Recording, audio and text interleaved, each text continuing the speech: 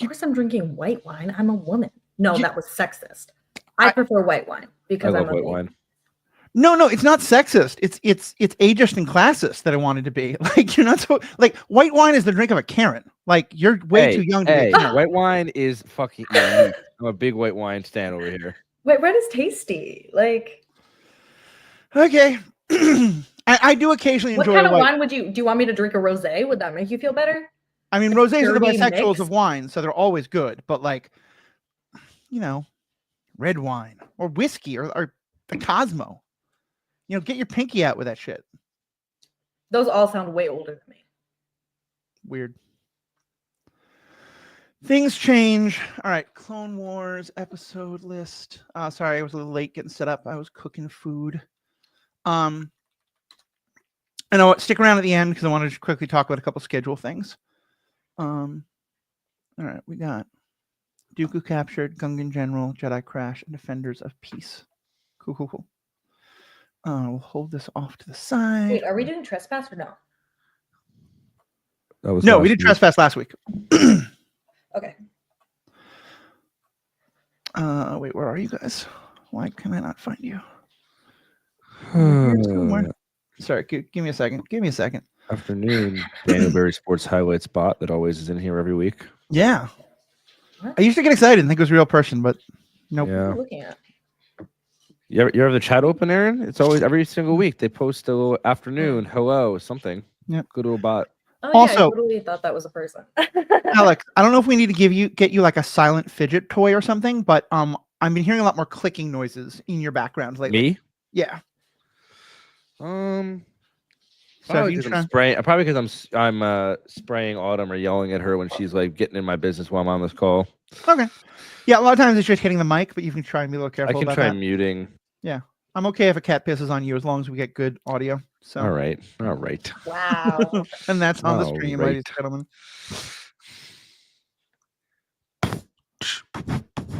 Ooh, get into it. Yeah. Okay. Yeah. Hello and welcome to this episode of Star Wars Generations. Friends, you've gotten to hear from Aaron, you've gotten to hear from Alex, but more. This is my time. I am taking back control of the podcast. We're going to talk about my favorite episodes from season 1 of Clone Wars, and I know they're beloved by both of my other co-hosts, so we will have a lot of fun things to talk about for sure. But I am talking about episodes 11 through 14. Really, we're talking about two different arcs is the important part. The first one is the Dooku captured arc that has a second episode that doesn't need to be named. And then the other arc is the Lumen episode, which is called Jedi Crash and Defenders of Peace. Misa want you to name that second episode. You mean the Gungan? So I apologize. Alex has lost audio. Not quite sure why it is. I think I had heard something about referencing a certain race and character gets you kicked off the podcast. I don't know how it works, though. I'm not sure interesting. Sound. But Aaron, let's start with you. Kind of what's your overall take on these 4 episodes? I can add myself back to the stage. Andy's gone. Okay. Y'all are fighting like children now. You're going to make me be the adult? I'm the youngest one. That was so funny. The power. What did I think of, you asked the first 2 episodes, correct? Just in general, like these 4 episodes. These 4 episodes have a special place in my heart. Mm-hmm. I definitely have a preference to the second 2 episodes. Those like meant a lot to me growing up, and I don't know why, but also I'm just going to say it at the top, and I'm probably going to mention it again, but Ayla Sakura was like one of the first cartoon women that I saw that was like curvy and had like, a female anatomy in her belly area instead of just being a flat stomach. And that was honestly like a huge confidence booster for me. I was like, oh, even Jedi have like a pooch. So I really love her as a character. Also, one of my favorite Star Wars like couples is her and Commander Bly. I think they're so fucking cute together. Nice. So I just absolutely love seeing them at any point in time. And also some really good Ahsoka in those episodes. I love to see Rex. Anakin's there too. Anyways, and the first 2 episodes are just really good. It's some classic Anakin Obi-Wan duo bullshit, and I just love it. Yeah. What about you, Alex? Oh, sorry, Aaron. I was going to say, obviously, Hondo is introduced, so that's incredibly important. Yeah. Yeah, I mean, Hondo is one of the best characters in the Clone Wars, one of my favorite characters, and so his introduction is incredible. I always love a classic Obi-Wan Anakin fuckery mission. It's also funny because you get to see like a little more. I always really like when you get a little more time with characters you don't get a lot of time with, and we in general get a lot of time with Dooku overall. Like, I have to like he's present a lot, but it's very like just like impactful moments. You get to like see a little bit about him, and the banter between Obi-Wan and Anakin and Dooku is some of my favorite in the show. That's great. You know, I very much enjoy the fact that fucking Jar Jar Binks is sent to negotiate, and it's funny to me because Palpatine is aware that his own apprentice is trapped there. So, Aaron. Oh my God. So Obi-Wan and Anakin. Seriously, can we just not? I hate Jar Jar. Fine, go ahead. It's important. It's part of the story. But it's really not. The fact that like the Chancellor sent him to negotiate for his future apprentice and current apprentice is wild behavior to me.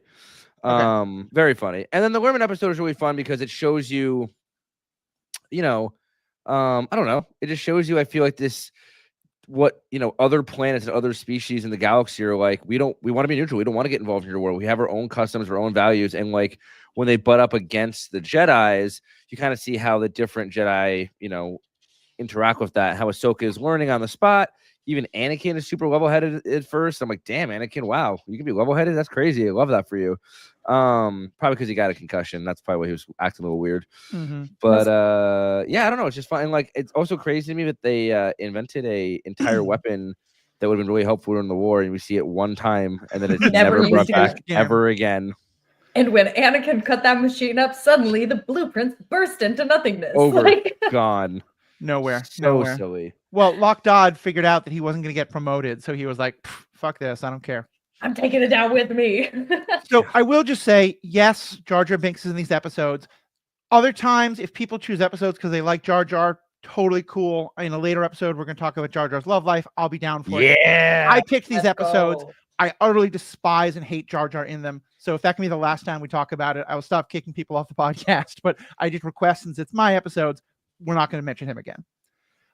For me, these 4 episodes, it's funny because they're 2 of my favorite story arcs. And I forget that they're just all in a row, but it's kind of perfect because I feel like this gives us the 2 kind of really core. It's kind of perfect that they're all in a row because they give us like the 2 broad side, like 2 totally different directions that I think Clone Wars at its best in. One is when it's enjoying comedy. As you guys have talked about, this is the introduction of Hondo and Naka. This is Dooku and Obi-Wan getting to snipe at each other and being sassy queens together. And every now and then Anakin interrupts and they both are like, shut up, kid. And I just love everything about all the dynamics in those episodes. And then the second 2 raise some really powerful questions about war and peace and the Jedi. And I think we're going to have some fun time discussing it because I don't know if we're all going to be in agreement on those. So with that, let's kind of go into this first arc. Aaron, can you give me a quick plot summary of what happens in these first 2 episodes? Oh, shit. Okay. So episode 1, we are introduced to Gundarks. That's what I gathered from that entire episode. I'm going to be honest with you. Yes, we are on the home planet of Gundarks. Yes. And basically, like, Anakin and Obi-Wan are trying to track down Dooku. They all kind of, Dooku crash lands. They are hunting him in a cave, and then Dooku traps them in the cave with poison gas and Gundarks and walks his little ass away. He runs into, wouldn't you know it, Hondo Naka. He's like, Hondo's like, that's a very nice ship you have, rich gentleman. I think you should pay me because I happened to save your life. Wow, you should thank me. Dooku's like, okay, I'm being extorted, but I guess it works. Like, I do have money and they have a ship, so. Game recognizes game. Dooku's down for Game recognizes game. And so he's down with it. And then they actually imprison him and auction him off to the Republic, where Palpatine and some Jedi then choose, you know, some Senate representatives to go deliver spice, which is crazy that the Republic is fine dealing in spice. But Hondo asked for spice. Kind of a curious thing. They're like, okay, let's send boxes and boxes of spice. Anyway, so they send some Senate people, all that. And then they also say, Anakin and Obi-Wan, you guys are you're in this sector, in the area, right? Like, how about you go ahead and just check in, make sure Dooku's actually there, because like Palpatine tried to play it off. He was trying to be like, guys, it's a hologram. It's totally fake. He was like trying to cover Dooku's ass, and it didn't work. So Obi-Wan Anakin gets sent. They're like, haha, Dooku, you're so lame. Haha, you got tricked by pirates. And then they immediately get drugged by the pirates and are also in prison with Dooku. Sucks to be done. That's how the second episode starts. Basically, they try to escape twice. It doesn't really work. The Senate representatives and clones finally make it there and kind of roll up right as they break free.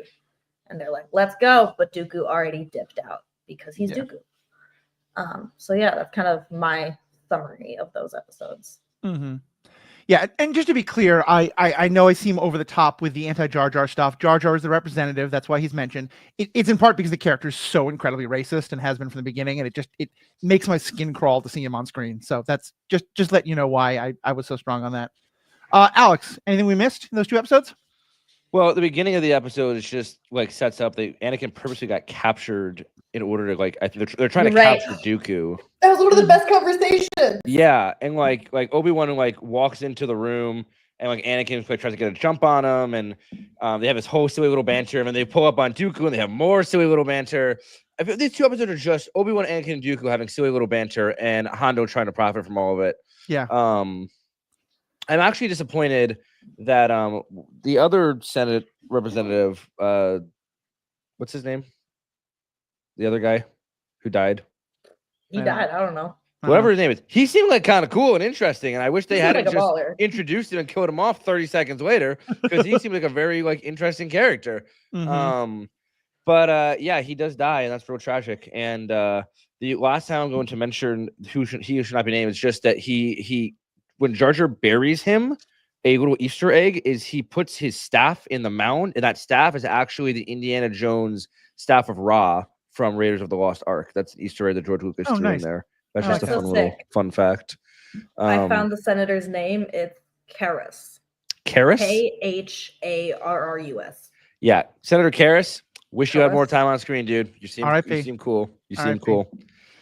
So rewatching these episodes, I again found them hilarious. I love the introduction of Hondo. Although Hondo's one of those characters who I feel like doesn't really come into his own until maybe like the 3rd time he appears, because I don't honestly think that the writers had any idea they were introducing like the person who'd be the primary pirate we deal with for the next 7 seasons plus all of Rebels. I think he was just supposed to be maybe a 1 or 2 off character, and then the fans loved him. But in this, he's a little darker. He's a little more, doesn't quite have the humor that he gets to, but it's still very funny. He keeps talking about his dear beloved mother, who taught him that 1 hostage is good, 2 hostages is better, and 3 hostages, now that's just good business. But here's the thing. He is a Weequay who we last saw as the guards on at Jabba the Hutt's palace and things like that, and who will show up as a race many, many other times. They are not in any way, they are not in any way resistant to Jedi mind powers. Why don't any of them just like do the hand wave and say, let us go? Is Dooku just like because he recognizes game and he wants to like see if this pirate's any good? Do they all just forget that they have mind control powers? Like, why do they keep letting these completely non-force powered people capture them? I really don't get it. There was something else I was trying to remember. There was a lot of silly little things like that were happening. I feel like season 1 of the Clone Wars, George is still trying to figure out the canon lexicon. Yeah, and it's kind of throwing shit around, and like if you look too closely at it, it's not going to look good. So you kind of just got to take a little bit of a bird's eye view in this first season or 2. I feel like I think like this may be the other one you were thinking of, but like Hondo tries to drug the 2 of them. That one, yeah, that's what I was thinking of. And they switch cups with the 2 people next to them and see those people pass out. So they clearly know that they were tempted to be drugged. And they're drinking anyway. And then the next time we see them, they're passed out too. And it's like, why do they drink it anyway? Yeah. Like, and also, but like Force users are able to burn poisons out of their body really easily. Like that's been established a bunch of different times. Why does it work on them? There's just a lot of times where they're like, you know what? Yeah. People aren't going to look things up. This is for kids. I'm not going to think about it. Well, you're wrong. Pot armor. Exactly.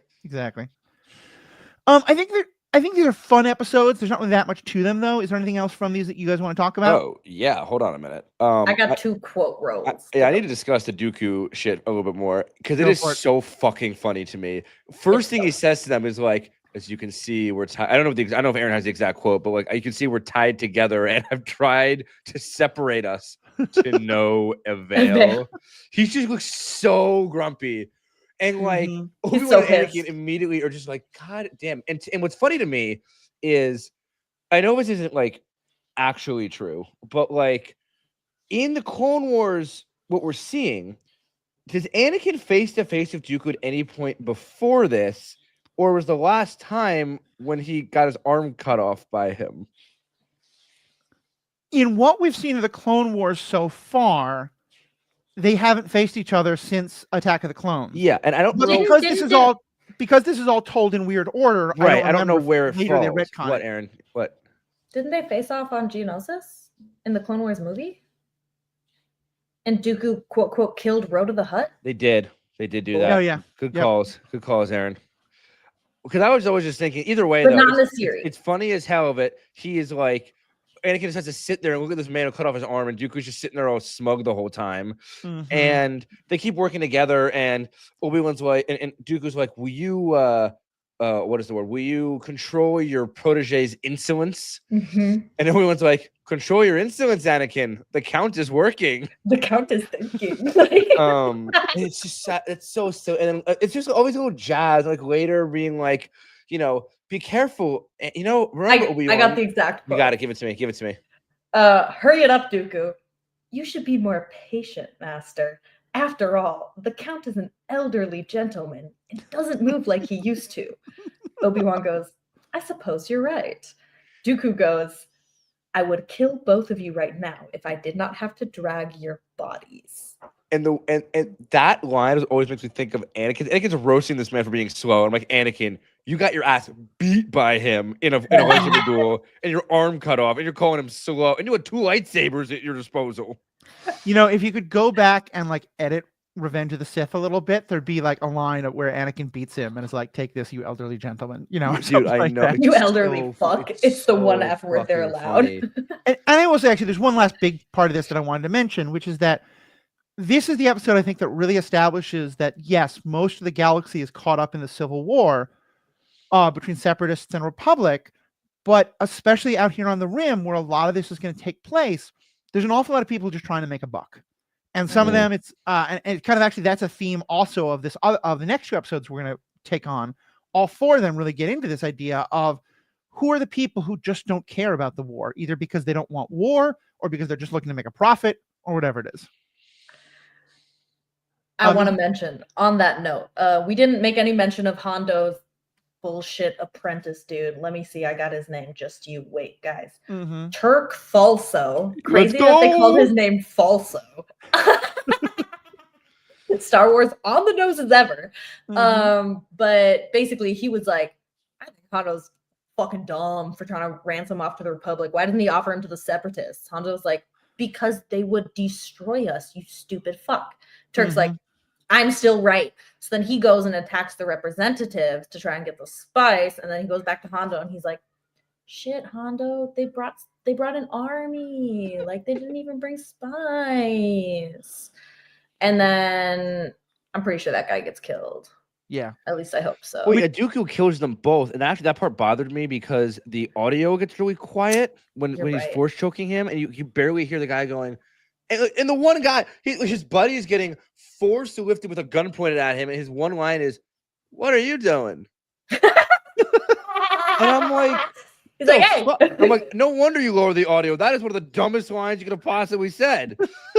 It's just so. And like, I will say that at the end, I do appreciate that. Like, you know, they get to the ship. You know, they're about to leave, and Obi-Wan's just like, "Let him go, Anakin. Like, he's free. Like, we have no quarrel with you." Like, and that's what like Hondo was like, "Damn." Obi-Wan Kenobi, my best friend. Yeah. My best friend. And I will say part of the proof to me that they haven't quite figured out Hondo's character is that by later episodes, they will have realized that anytime someone betrays Hondo, Hondo's going to be incredibly proud of them and be like, yes, I trained you well. Okay, now let me stop you. So We haven't figured that character out yet, but still, yeah, it's fantastic. I want to take just one last second to spell out for you guys how Dooku killed those guys because it was so fucking cool. Like Alex said, he's like force choking the one Weequay, and then the stupid line, "What are you doing?" Yep. And then the guy who's being force choked, he's holding a blaster, and the Dooku uses the force to point the blaster at the other Weequay, shoot him, and then Dooku finishes the job around his throat, hops on their vessel, and gets out of there. On their UFO pirate ship, which, hey, how fucking cool is it that the only ship that we see in all of Star Wars that looks like an actual discus UFO is Hondo Ohnaka's ship? Yeah, I'd forgotten about that part. I liked it. It's so sick. Like, well, Hondo's ships, I suppose, since Dooku took one of them. He must have several. Yeah. So then we get into the other two episodes, and kind of like in both these episodes, I feel like most of the first episode is kind of irrelevant to the main thing. It's like all set up, and then the last 5 minutes sets up what really happens in the second episode. So in this one, we're kind of continuing a bit the story. We're still Dooku's escaped. Anakin, Ahsoka, and Sakura are chasing him. And in the course of that chase, Anakin gets very badly hurt. They land on this strange planet. Yes, Aaron? I don't think that's exactly how it goes. Because isn't it like Ayla's being attacked, and then they send Obi-Wan and Anakin to try and save her cruiser? Yeah, I think it's a different. Yeah, something slightly different. Either way, I'm sorry. I don't mean to like be a certain way. No. But we just get this moment where like Anakin is like falling from a gunship onto a certain way onto like Ayla's ship, and he's like, "It's fine, guys," and Ahsoka's like, "What the fuck?" No. The nits need to be picked. Like I said, for me, this is one of those times where nothing interesting happens until the three of them crash on the planet. So someone else should fill in, so I don't just kind of brush over it all. It's just war going on the Outer Rim, and Ayla needs help, and so they send Anakin and Ahsoka to help, and then shit goes fucking astray, and we're like, oh no, we've escaped, but our ship's gonna go to hyperspace. Detach, and they're about to run into a star, and they have to kill the power of it. Instead of hitting the star, they're crashing into a fucking planet, and Anakin's injured in the process. Right. Yeah, so there's a lot of stuff that's interesting if you're a fucking nerd. But for everybody else, the story starts when they all crash on the planet. God damn. I'm snarky today. Matthew. I love you all. I love that you love these episodes. I said the J word too many times. But for me, like, it's one of those things where, like, because I only remember the Lerman story, I was just so tempted to fast forward until then. I didn't. I watched it, and I do love that people get really into those details. But anyway, they crash on this planet. They go through crazy adventures to get to this settlement, and they find the settlement of Lerman. And Lerman are these kind of like lemming-like creatures who have thick Scottish accents because this is Star Wars, and they didn't for the Clone Wars, they didn't want everyone speaking alien languages and subtitles because that's harder for kids. So they just give everyone different accents. But of course, the only accent people can, it's hard to come up with a completely new accent. So they give them accents we're kind of familiar with. And so they're Scottish, and they are very dedicated, especially their leader, to peace and to not just peace, but pacifism. And they have the strong ideology that, you know, even if someone attacks you, it is better to be conquered. It's better to be, you know, subjugated or even killed than to fight back. Because if someone attacks someone else, the person who defends themselves is just as bad as the person attacking. And I think we're meant to see that as kind of extreme, but also that it's an interesting foil because of how it plays off against the Jedi. Because the Jedi eventually at first go to them for help and are saying, hey, we need a healer. We need someone to help with Anakin. And as a side note, I think it's really important. This is one of Ahsoka's first chances to be in charge because Anakin, her master, is severely injured. He's basically kind of knocked out, and Ayla wants to stay with him. And so Anakin has to go, Ahsoka has to go off on her own. And she's really bothered by this. She's like, but it's a war. Can't you see that, like, we need to take sides, that the separatists are bad. The separatists are anti-freedom. And I have a lot of thoughts on that we'll get to in a second. But they're very strict that helping them would mean helping one side in the war. They don't want to get involved. And eventually, the leader's nephew, who is a healer, I'm sorry. And eventually, though, they do convince the leader to allow his nephew, who's a healer, to go back and heal Anakin. But that Ayla has to stay with them. I'm sorry. Yeah, I realized Ayla did go with them. And Ayla is going to stay behind as sort of a hostage to ensure that Ahsoka brings back the healer. And also that the clone trooper goes back with them because they just don't want soldiers anywhere in their village. And they kind of are going to make that deal, and it's okay. But then it turns out the Separatists are also coming to this planet under the command of George Takei in a just fantastic role for him. He's just eating scenery left, right, and center. And we find out that they have some nefarious plans, that they actually want to take over this village. And the leader of the villagers still doesn't want to fight back. But and Anakin and Ahsoka are both like horrified by this, and there's a whole discussion about, are they cowards or anything like, are they weak? Are they cowards? And Aayla Secura is the one to stand up for them and say, look, there's actually real strength and bravery in standing up for their values, even if we don't agree with them. But of course, once it's realized that the Separatists are literally just going to like wipe out all these people as part of testing this weapon that destroys everything organic, but not machines, that although the leader still doesn't want to fight, his people do. And led by his nephew, a bunch of his people help in the fighting. And we have a big fight. And of course, our heroes win. And as you say, they decide the weapon should never be used again for reasons that make no sense whatsoever, but fair enough. And in the end, they all kind of turn to the leader and are like, hey, so does this prove that it was good? And he's like, no, I don't know if it does, because I don't know what this is going to do to us. Aaron, you were making all kinds of faces while I was describing all that. What did you want to jump in with? Oh, just at some point, I decided I should narrate with my facial emotions the things that you were telling. I like it. It's my way to keep myself engaged. There you go. Wow. Wow. ADHD. No. It's because I drink like a lot of wine and I did smoke some weed. Okay. So that's fine. That's fine. It's not. I'm not gonna lie. I was really paying attention deeply, and then someone sent me a video of a ridiculous lightsaber that is so freaking cool. So I got distracted. But there are really cool lightsabers that you can get from our sponsor, right, Matthew? Yes. Let's talk for a minute about Level Up Lightsabers. Level Up Lightsabers, or Level Up Sabers, is one of our sponsors. If you go to the link in our show notes, you can buy things from them. It won't say, hey, you're doing this through The Ethical Panda, but as long as you follow that link, I think you get a slightly discount on your purchase, and certainly your purchase helps us keep the lights on. We get a little piece of that. They have, with con season coming up, they have great lightsabers. They have great like lightsaber holders that can go on a belt or something like that. All kinds of awesome accessories. Definitely recommend you check them out. Also, real quick, if I may, it doesn't help us at all, but a real quick plug that Twin Cities Con pre-sale just went live, and it's live for a week, and you can get 40% off tickets. And Aaron and I are there every year, and hopefully Matthew's there this year too. I'm hoping I will be. So if you want to see us Aaron looks devastated. Will you not be there this year, Aaron? I just don't have any money. I haven't been working because I'm in school. No, that's real. That's so real. That's so fair. If we can do a Star Wars Generations like themed something there, like maybe we can do like a panel or something like that. I think we can scrounge up some money from our help. We can. They do fan panels all the time there. So, and like right now, it's 3-day pass is $100, but you can get them for $60 with the discount right now. Awesome. So just throw that out there. We'll definitely be there next year. Yeah, definitely check that out. All right, Aaron, and especially you, let me take it again. All right, so Alex, starting with you, what'd you think of these episodes? Good question. So I always liked these when I was younger too, because it was like an introduction to like a new species we didn't know about.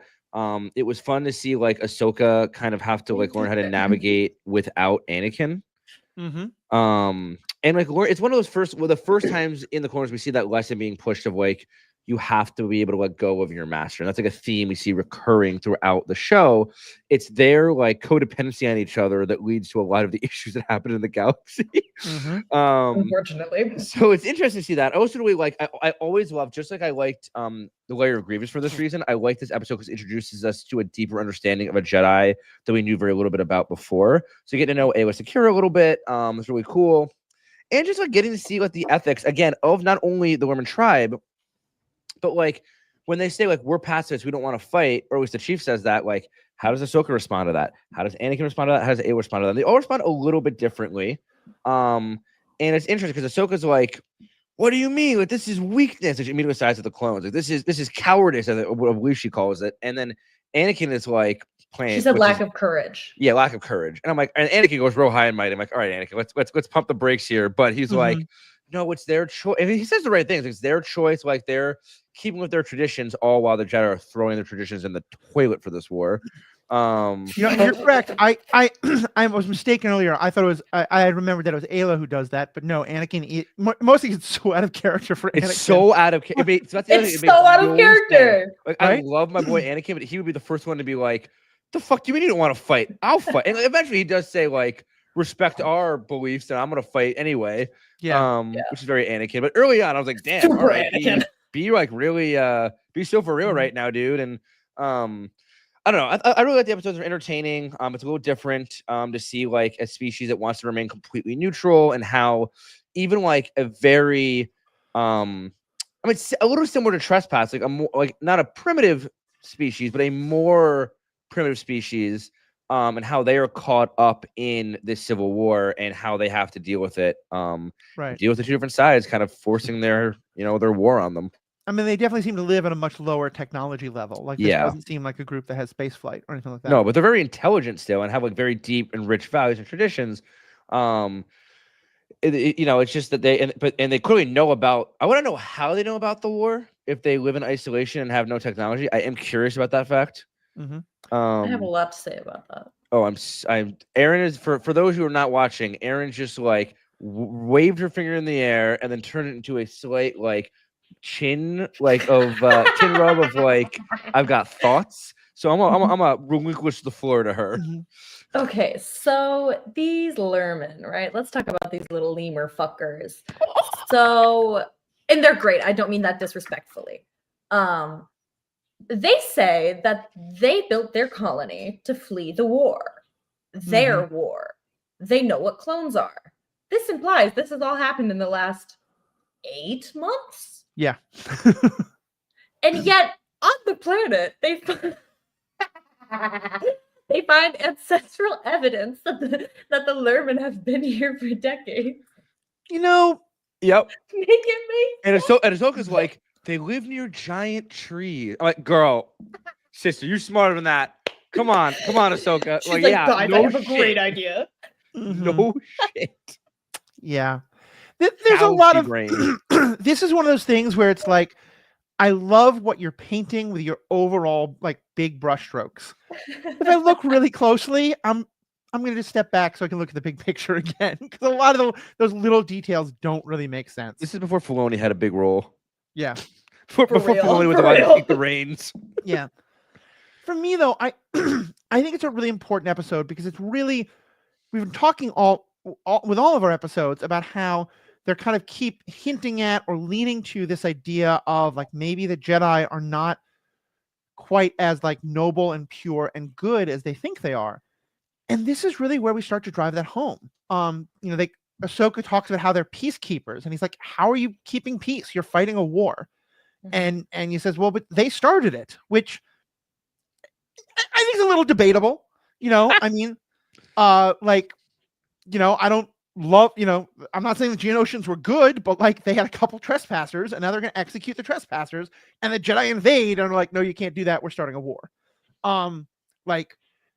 Plus, and this is just an overall grouse that I have that I'll try to get out of the way and like not talk about too much, but we've never really gotten a solid explanation of why letting those planets separate from the Republic is bad.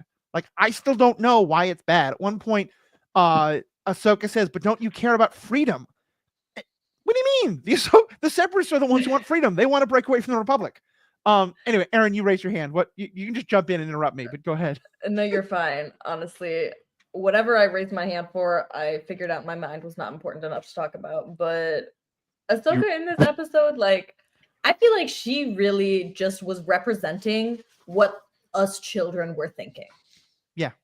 Like, she was used as a character to voice, like, what do you mean you don't want to fight? You cowards.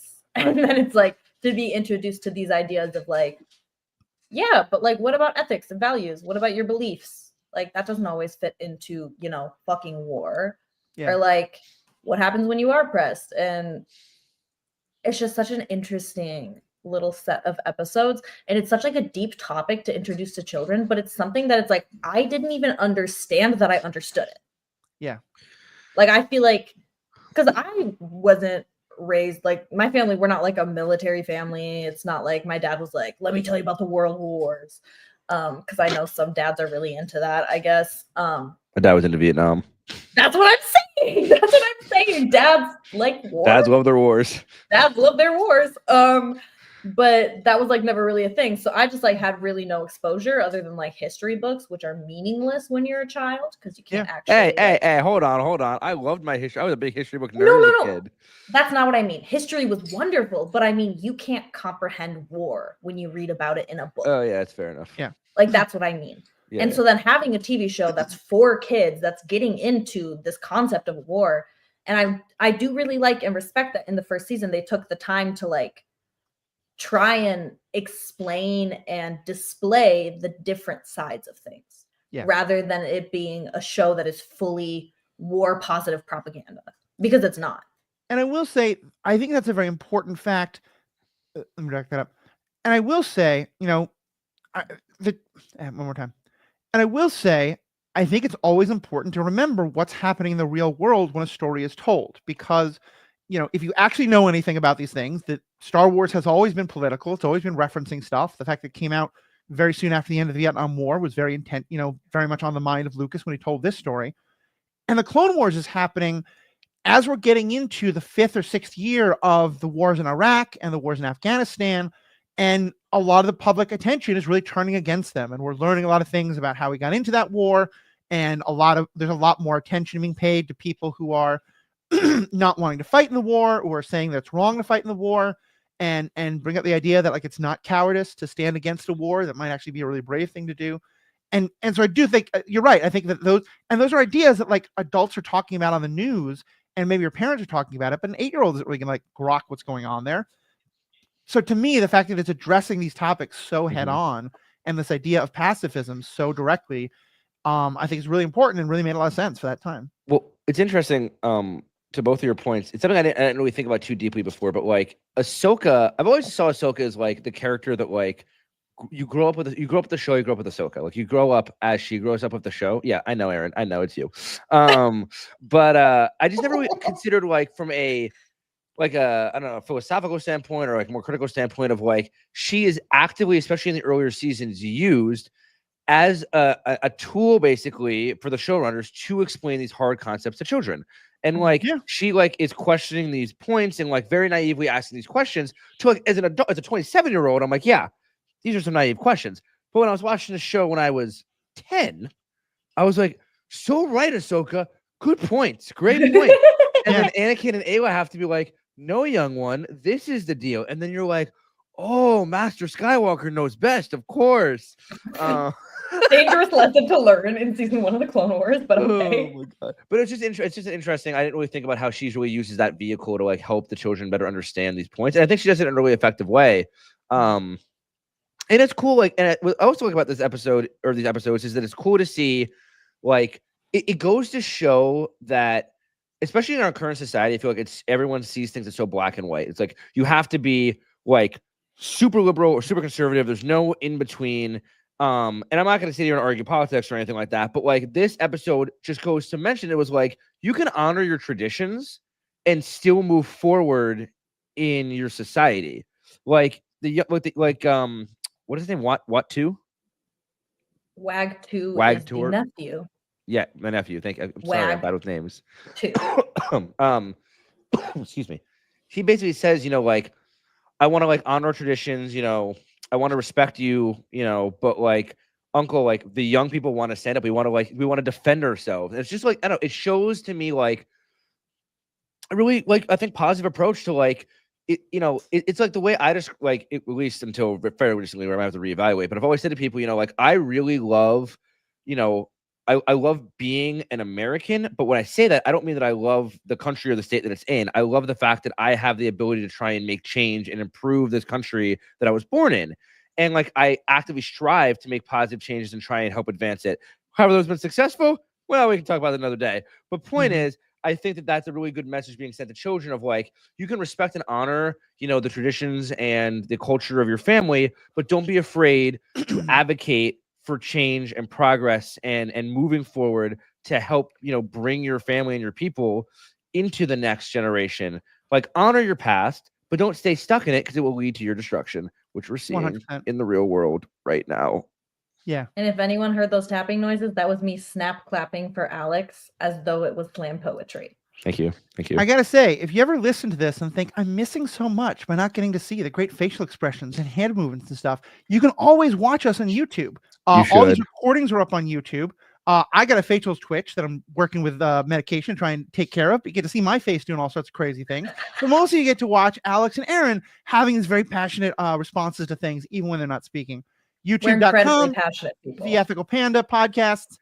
Link in the show note. Definitely check it out. We make very silly motions half the time too, y'all. You want to see some of the shit we're doing. Plus, you get to see Alex disappearing anytime he says something that annoys me. So this is true. You should see me when I talk. When I go on one of my Anakin soliloquies and Matthew lets it go, there are some hand motions being thrown out here, like I'm giving fucking Shakespeare. Yeah. That's a perfect description of it. And the only thing Shakespearean about Anakin. No, actually, tragic. Oh yeah, flaw, the only Shakespeare. If we can bring it back to the episode for a second, I did want to bring up this one quote where it's when Ayla is left behind with the Lerman. Or actually, I don't know exactly when this happened. Anakin may have been there healing at this point. But basically, she's like, no, I mean, Jedi were peacekeepers, you know, the whole bullshit. Blah, blah, blah, blah, blah, blah. And the leader, which his name is Tiwat Ka.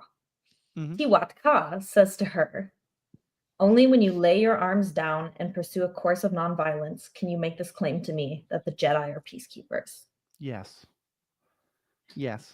And then it just rolled to the next scene. They let him have that mic drop.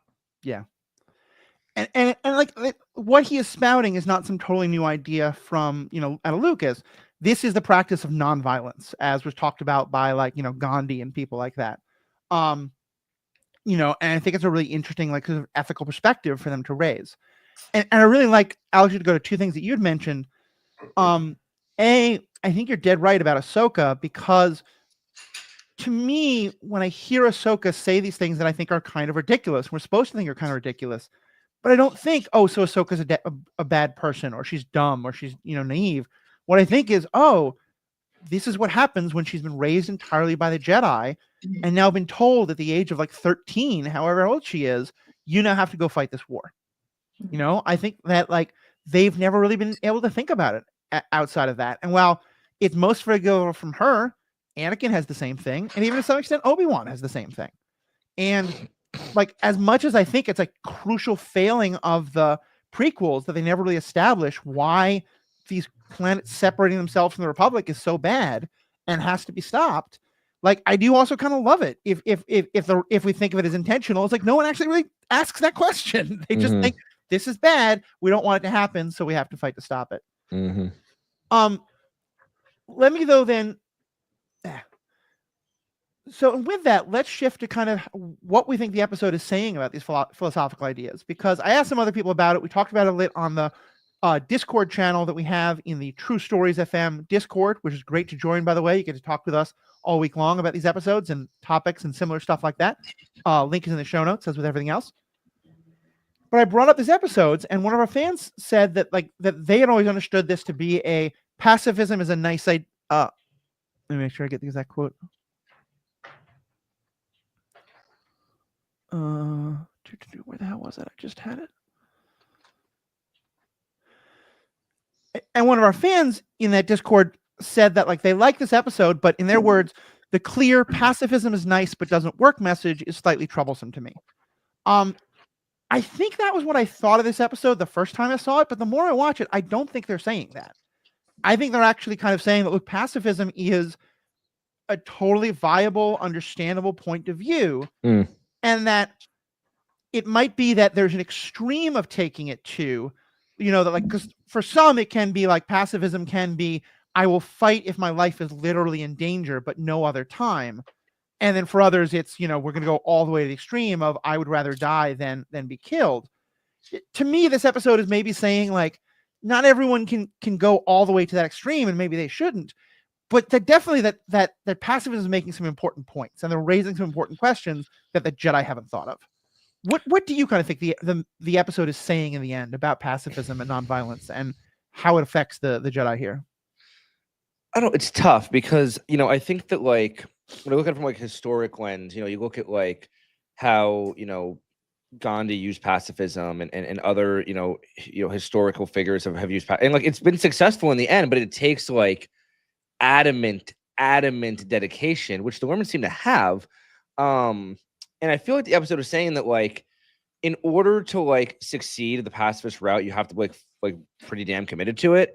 And the Jedi claim to be committed to to pacifism, but as plainly called out by an actual pacifist group is like you're not actually pacifist. You kind of just preach this pacifism, and you are very quick to respond with violence, even if you say, "Oh, just here to defend ourselves." And like, I think that the show is saying that like there are like there's no like one right answer. Like defending yourself versus straight pacifism at all times. Like they have their own values and their own, I think, validity, but like. The Jedi, I think, are trying to walk both lines, and you can't have your cake and eat it too. I feel like is kind of what's being said here. Is like you can't claim to be a pacifist, push all that crap and say that, and then show up to a planet of actual pacifists and say, "Nah, screw that. We're gonna like defend you anyway. So we're gonna like encourage your people to fight back." And I don't know. That's kind of how I see it. Yeah, Aaron, what about you? What was the question? Ha! Guys, I'm so sorry. It's a plane flew over my apartment and I got distracted. My apartment, I got distracted is one of the greatest things I have ever heard in my life. I'm cutting all this out. Watch this on YouTube. You should see what's happening right now. You need to see this on YouTube. Okay. The question was, how do you feel about like what do you think the episode is saying about the Lerman and their idea of pacifism? Is the episode just saying that they're just flat out wrong, or kind of what's your take on it? No, I don't think that the episode is saying that's wrong. I think that if the episode wanted to mock or make fun of pacifists, it would have been an entirely different story. Yeah. I think that it was set up very purposefully to bring up this idea in a way that got like kids thinking about it or aware of it. And I think it's so important, like, that it's not about, oh, well, we're peacekeepers, but we'll defend ourselves if we need to. The Lerman, and I mean, it's going to bug me if I don't look up his name. Tiwat Ka is very much like, no, it is not about defense and staying out of things until they come to you. It is about non-violence. Right. And that is very different. And I feel like that's honestly like, I mean, probably just like, I feel like it's not really something that's talked about when it comes to like the idea of being like attacked or war or things like that. It's like, I feel like if you think about like, oh, if someone caught me in the street and like threw a punch, I'm going to punch him back, you know? Right. Like rather than. Do you often get caught in the street? Yes, always. Look, it'd be tough in those streets of that nice, lily white suburb that Aaron lives in. So, I live in a pretty nice suburb as well. I'm not throwing shade there. I think all that's true. I think it's doing what I think a story is best at doing. It's doing what I think the best stories do, which is raise questions without giving you easy answers. Mm-hmm. And to some extent, I do think that in the end is a little bit critical of the Lerman, but much more critical of the Jedi. And part of it is just also saying that, like, yeah, this idea that when there's a war in one part of the galaxy, a group should be able to just be like, peace out. We're not taking sides. We're not going to get involved. We're going off to this other area. But that this war is so galactic and so huge that that's just not possible. And I think that's another interesting point is sort of what happens when your idea of we're just going to be peaceful and leave everyone else alone doesn't hold up to, what other people are going to do. All I'm thinking about is Switzerland right now. I'm going to be so honest with you. Yeah. Yeah. I mean, Switzerland, like, they've also got a lot of mountains and it's really hard to invade and they've got everyone's gold and you don't want to piss them off. And there's a whole other side there, but yeah, all very true.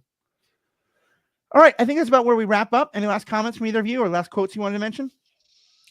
I was just going to say that I wanted to mention that in that last episode, it was very silly to me how animated the droids were about the defoliator. They're like, yeah, they start dancing when they find out they're not going to get affected by this weapon. And I'm like, wow, I don't think you could actually make battle droids any dumber, but y'all real found a way to do it. I mean, in their defense, which is not a sentence you're going to hear from me very often about droids, about battle droids specifically, the B1s. Yeah. Like, the whole point of this weapon is that it destroys organic matter, but does not touch metal or machinery in any way. So I think this is maybe some self-awareness on behalf of the droids that they are like cannon fodder, quite literally. And so someone having built a weapon that kills all the enemies without hurting them, I would cheer a little bit at that if I was like, hey, maybe I'm going one step above being cannon fodder. I mean, honestly, I think it's funny. I think it like gives them a little depth. Because I mean, like, yeah, how many times do we see a battle droid just like kicked off a ledge because they pissed off whatever captain was in charge, you know? Right. Or just because like, we need comedic relief in that moment or anything like that. Yeah. Exactly. Plus, they never say the double R word. So I'm fine with it. You know, as long as you cross that bar, I'm good. Yeah. Yeah. Right. Last things, you bet I do. First of all, there was a gorgeous stealth montage that we got with Captain Rex, Commander Bly, Ayla, Ahsoka, and Anakin all in the dark. And it's just like, I thought it was, I'm going to be honest, guys. I'm watching this in the shower. I'm minding my business. And I just like had to stop what I was doing and just stare at the screen and watch this little stealth montage go by because it was so funny. It was set up in a way that like, I remember as a kid being like, oh, that's so scary. Like it's dark and then a lightsaber flashes and then two of them, like two droids fall and then they're gone. Like, ooh. I don't know. I just thought that was like a really fun little stealth montage. I wrote it in my notes. Okay, fuck off. Nothing and then also the fact that I need it to be mentioned in this episode that the Lurmen, when they travel quickly, they roll in balls. Yes, that was hilarious. Like they are like droidicas, literally. Like these motherfuckers roll. And it's a lot of fun.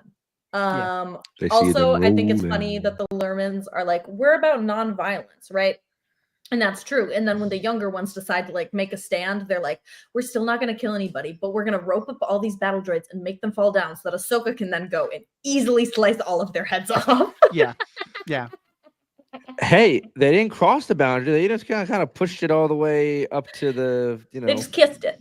Yeah. They would see the Ewoks as bloodthirsty motherfuckers. Like they would, they're like, we're just going to like push people into the line of fire. We're not going to pull the triggers ourselves. Yeah. The Ewoks committed a little murder at least. Light murder. Just a few. My final moment for this episode. We're going back to the Dooku episodes. At the very start, when Anakin is captured and Obi-Wan comes and Anakin's like, why do I always have to be the one who's pretending to be captured? Like, why is it me? And Obi-Wan's like, well, because you're not a master. And Anakin's like, that's just it. How can I be a master if I'm always getting caught? Obi-Wan hits him with, at least you're a master of getting caught. Yeah. But it's the pause. At least you're a master at getting caught. There it is. And it's such beautiful foreshadowing of him having a hissy fit because they don't make him master when he doesn't deserve it yet. It's so good. Anakin do always be getting caught in this show, though. It's funny as hell. It's so funny. It's so funny. Like he's a little bit headstrong or something. No. They're like, look, Dooku would see right through it. Obi-Wan would not get captured. But like they had to get him killed in order to let Obi-Wan go into cover, as we'll talk about in later seasons. Yeah, good episode. Good arc. Good arc. Okay, well, a couple quick things. First of all, we are going to go into our membership section in just a moment, where we're going to keep talking about the chapters of the book we're so enjoying. And of course, members are also going to soon get to hear our next member-only episode, which is going to be talking about the new Star Wars book. Is it Reign of Empire? What the hell's that book name?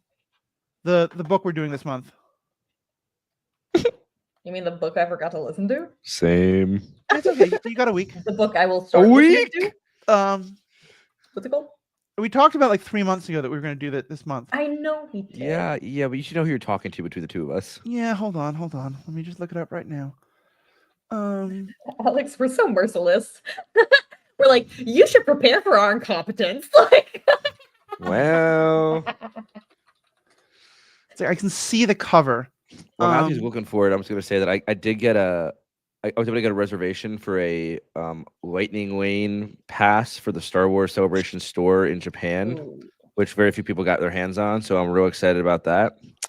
And starting on Monday, I got a war with the rest of the fandom to try and get myself a reservation for one of the major panels. I have to prioritize though. Unfortunately, Aaron, I can only make a reservation for one on Saturday, and the options are Andor or Ahsoka, and I'm picking Andor. That's I fair. betrayed you. I'm sorry, but I might get to see an episode before the world does, and I need that honestly, in my life. Fair because Andor's coming sooner, so I can understand. And then the day before Friday, it's Grogu and Mando, or Mando and Grogu movie panel, and I really want to see that too because Pedro might be there. Tell Pedro I love him. But like, if I have to pick only like one like top priority, it might be Andor. That's fair. And then Grogu. Honestly, and I Mando, respect it. very close. I'm not even gonna pretend to hate on that. Like, Let me go back into things. So again. All right, and just a couple of quick pieces of business before we end the episode. First of all, try again. All right, and just a few last quick pieces of business before we end the episode. Of course, if you're a member, you can stick around because we have more bonus content, which is going to be yet another. We're gonna one more time. Sorry. All right, just a few last pieces of business before we close out. First of all, if you're a member, of course, you're going to get the bonus content. We're talking about the next chapter in the From a Certain Point of View, A New Hope book. And speaking of books, pretty soon we'll be coming out the next in our members-only episodes where we're doing the Star Wars Book Club. This time we're talking about the first of the Reign of the Empire series, The Mask of Fear. One I know we all talked about a couple months ago, being really excited. One we all talked about a couple months ago, being really excited about. So looking forward to that one. We're also, the next 2 weeks are going to be getting ready for what is, I think, one of the major events of this year, the Andor series coming out. Andor series Andor season 2 is going to be coming out next month. And I think we have 2 weeks before then. And for those 2 weeks, we're going to air some of the episodes we did on Andor season 1, kind of as a primer to help get you ready for that. We're also at some point going to probably have a bonus episode or something like that where we get to hear from Alex and all of his adventures at Star Wars Celebration. Then we're going to be doing week-by-week coverage of the Andor show, which happily they're going to do not the full 13 weeks, but it's going to be the 4 episode arcs. And so each week we'll be doing 1 episode arc and talking about that and bringing our live thoughts and, of course, questions and probably bringing in other guests and stuff like that. And then once we get through all that, we will be coming back to the Clone Wars season 2 and all that going forward. So you have all that to look forward to. Members, stick around. Of course, if you're not a member, you can become one for just $5 a month, $55 a year. Help support the podcast. Help pay for us maybe to get a booth at Comic-Con at a city near you. It takes a lot of memberships to do that, but we'll happily do that if we get enough. But also you get to help us keep the lights on. You get ad-free content. So if you're only giving money to people you love, like us, not to, those horrible corporations that are totally the ones sponsoring us and keeping us afloat. But we'd much rather get money from you directly than from the big corporations. Wow, that sounded bad. But you hopefully know what I mean. And Erin's about to interrupt me instead of just raising her hand to help dig me out of this hole that I'm digging further and further. So I just want to throw it in there, little announcement. I will be, if you guys are in the Twin Cities, I'll be at Anime Detour on Saturday. I'm just going to go for the one day and I will be Raven. So awesome. Y'all are there. Hit me up in my DMs. Hopefully I'll check them. I don't know. I've been really depressed with nursing school, so I'm not as on top of social media as usual. Real. But I will be there. Keep an eye out for my Raven. If you guys happen to be at Anime Detour and are in the Twin Cities. Awesome. Matt and I will be out of state, so we will not be there.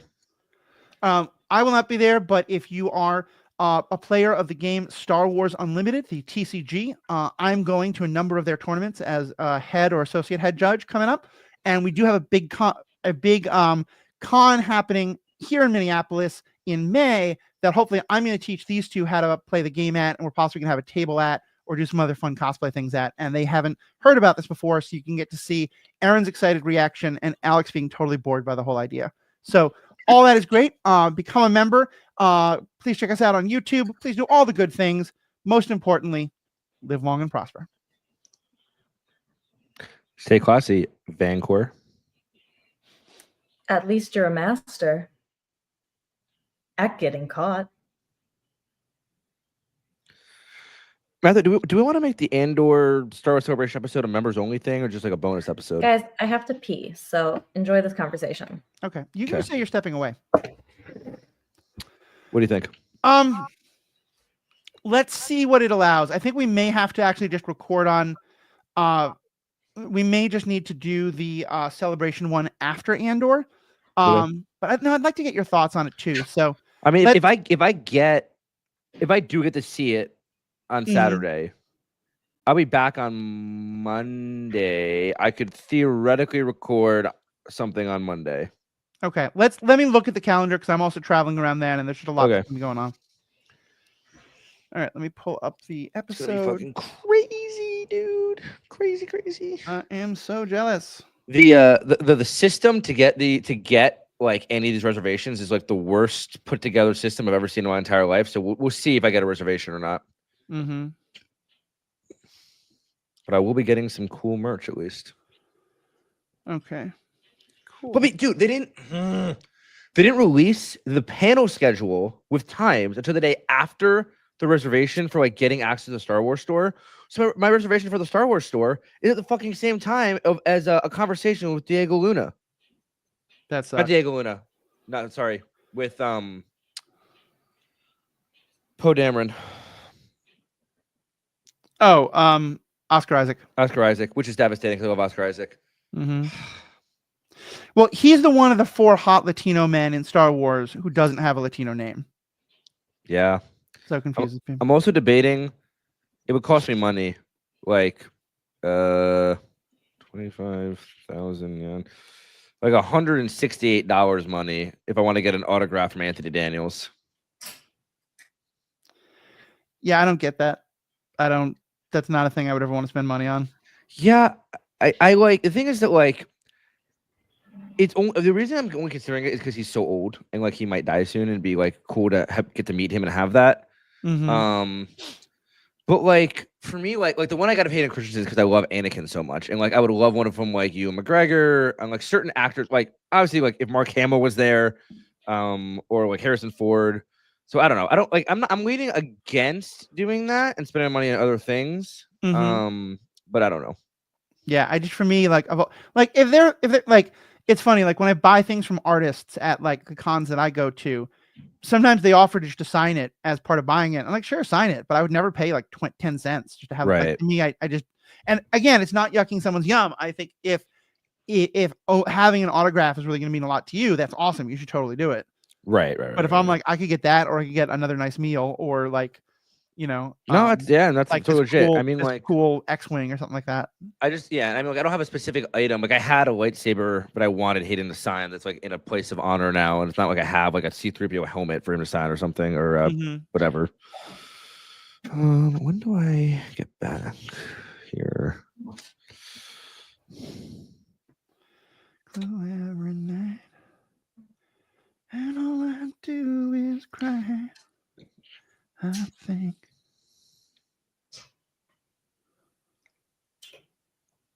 I looked briefly away and back at the screen and just saw the pink mic of Erin's, and I thought that it was the top of her head.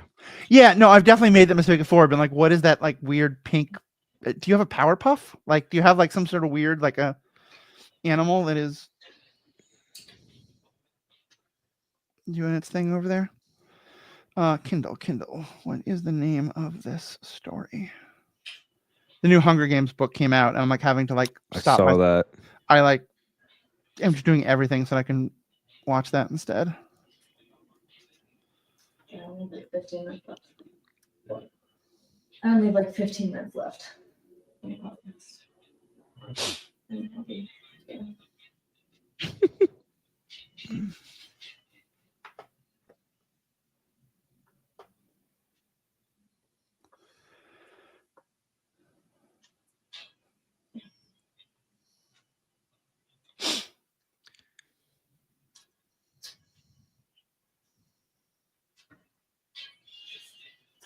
I can't wait. Let me look up this guy's name.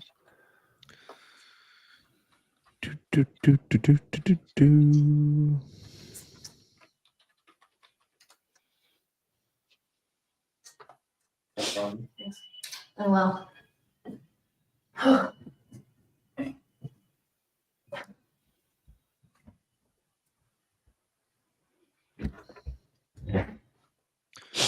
Could hear you yapping in the distance.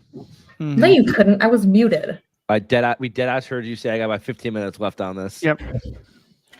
Not Which I muted. realized, I thought I made a comment on you being at home, but of course you're in your new apartment. Is that your boyfriend wandering around in the background who we've seen?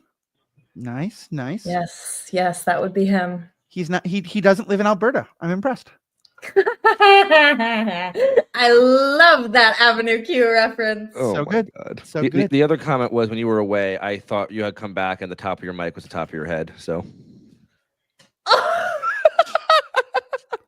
It is roughly the same consistency, and that color is 100% in your wheelhouse. Oh my God. Yeah, like right now Alex, what the fuck, man? you're blushing a little bit. It's the same color. She is blushing. That's kind of great. Your boyfriend's kind of cute. Do you like him, or have you said the L word yet? That's none of your business. Yeah, I know, but it's fun to see your face when we ask. All right, Let's do this. let's get back to being professional. Actually read the fucking story this time. That's not something to brag about. Congrats, you did your fucking job. All right, You want a gold star? I do, actually. Yeah, I'll be sick. so I can figure out how to cut through all this bullshit. We're gonna clap. 3, 2, 1. Chlamydia. Chlamydia is crazy. I wasn't paying attention. I could tell. It's great. That's totally gonna be a clip. Anyway.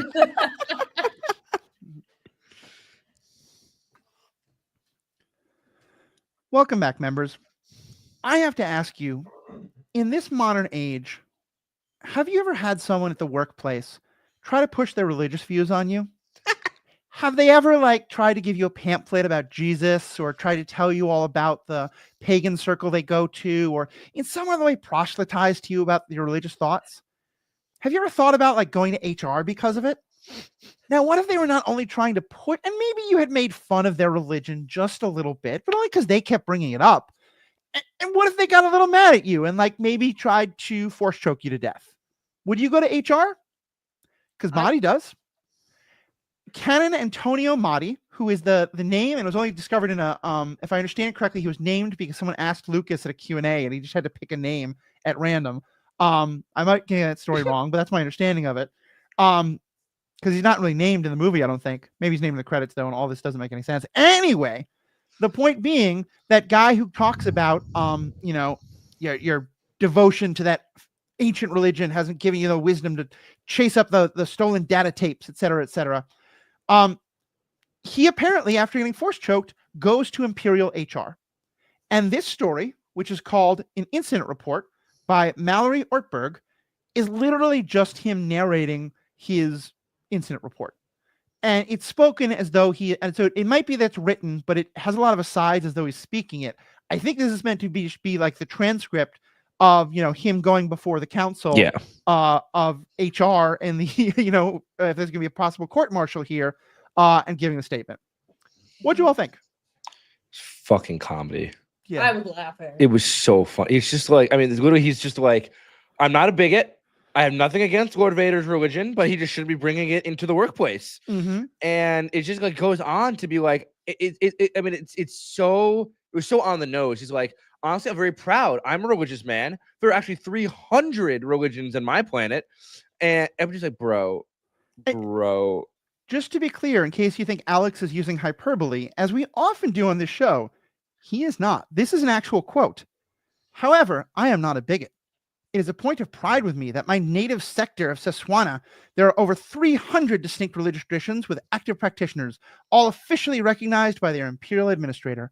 I myself was a man of faith. He's literally doing the I have good friends who believe in the Force kind of nonsense. Yeah, it's like it's literally it's like that trope where you're like, I'm not racist. I have friends of color, and it's like, okay, Chief, let's please. I have a black friend. Yeah, I have a black friend. When was the last time you saw I'm them? like, come on, dude. Come on. Mm-hmm. He just sounds real dumb, and the whole thing, he's just and I'm not trying, ruffle any feathers, but he was also disparaging the Death Star, which was $1 trillion and really important to us, and he's basically simultaneously sucking Palpatine's dick while also trying to yeah, that must be one wrinkle. I'm sorry, never mind. Cut that out.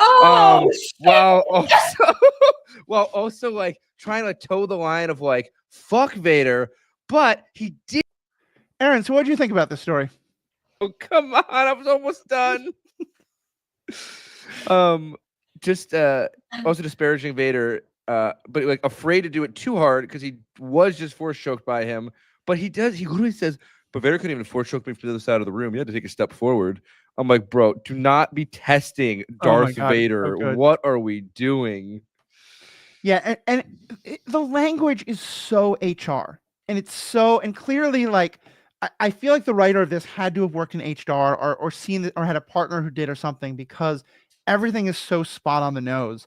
Like you mentioned that they kind of talk about how like Darth Vader shouldn't have been disparaging the Death Star, because remember he says like, this battle station is insignificant next to the power of the Force, and he says that discounts the hard work of that discounts the dedication and devotion of those hardworking men, women, and neuteroids who built the Death Star. And it's that just the word like that was used, something like that. Yeah, I think it's neuteroids. Indicating like there are I can get into that. Yeah, that's the word they use, and it's just this wonderful, like, he's hitting every box to try and get Vader in trouble for force choking him like this when he was being a snug little shit. Yeah, it's pretty funny. It's pretty funny because he's clearly like scared shitless of Vader, but also trying to get him in trouble. I feel like it's the younger sibling tattling on their much older sibling. It's like, look, I'm gonna tell you this, okay? But like, I want you to do something about it. But like, please don't get me in trouble, okay? Because like, I mean, like, yeah, like I respect him, sure, but like he's being a bitch, like. And you repeat it like 9 different times, like, but I don't disparage his religion. I'm not a bigot. I promise. I'm not a fucking bigot. I'm not a fucking bigot, man. I'm not. But there's just no place for that, man. Like, what are you doing? Like, isn't the time? That was he went on this rant of like, the time is not here. The place is not like in front of all these political commanders and the location. Like, oh my god, it was so funny. It's funny because like he's such an idiot, but like on this point, he's totally right. Like, yeah. You don't come in and like talk about your religion when you're like, and of course this is a different thing because like in this religion, like it is literally a power that he can literally use. Yeah. So it's kind of like, someone being mad at someone for like proselytizing about Thor and then them getting hit by lightning, whatever it is. But like, you read this and I keep being sympathetic for him. And then he reminds me that he's a total asshole. And he literally said, he was like, I don't go to Vader's Church of the Force and try and push military manuals on him. And how close would Vader have had to step towards Alderaan to blow it up with his mind? Like, I'm like, dude, Chief. Yeah. Oh my God. And he's like, and I'm not afraid to work with Vader again. Like, I'll work with Vader again because I'm a good worker. But like, he needs to check himself. Game respect game, but like, yeah. Literally, like. My favorite line in all this is that, again, when he's trying to kind of like take Vader down a step, and it's like, he couldn't even choke me from the other side of the room. He had to walk closely to me. And again, because Vader was saying that the Force is more powerful than the Death Star itself, and he's kind of defending the Death Star. I imagine Lord Vader would have had to stand very close to the planet Alderaan indeed today if he wanted to demonstrate how thoroughly his force-wielding abilities outmatch the Death Star. So funny. So funny. Just so like you're being such a like clearly Vader was speaking in metaphor. Vader was talking about like being more powerful in other ways, but he's like, no, we blew up a planet. Let me see you blow up a planet. Come on, boy. You do it. He literally says, he's like, the Death Star's been operational for a full 1 day, and it's destroyed a full 1 planet. So I'd like to see how the Force does, bitch. Like, it's just, it reads so high school to me. Yeah. Professional high school. Yeah, it really does. It reads like the person who like, yeah, okay, maybe the class clown like spilled some paint on them or did something a little shitty, and like they're a little pissed, but like they go about getting some justice in just the absolute worst way, and like, no, I know you're kind of the victim here, but like you're not coming out the good guy in this. Yeah. Yeah, I liked a lot about this story. It was a good time.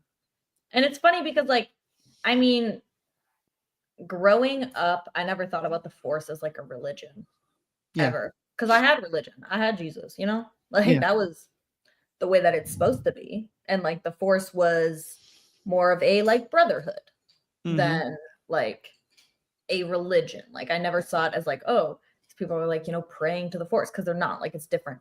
And so it's just interesting to have it reframed so thoroughly as like, no, this is how the Imperial people are viewing it, as like, this is just a fucking old ass religion. Nobody gives a shit. Can you shut up and stop choking people and be mature and respect the Death Star? Because that's why we're here, bitches. Like, it gets blown up a day later.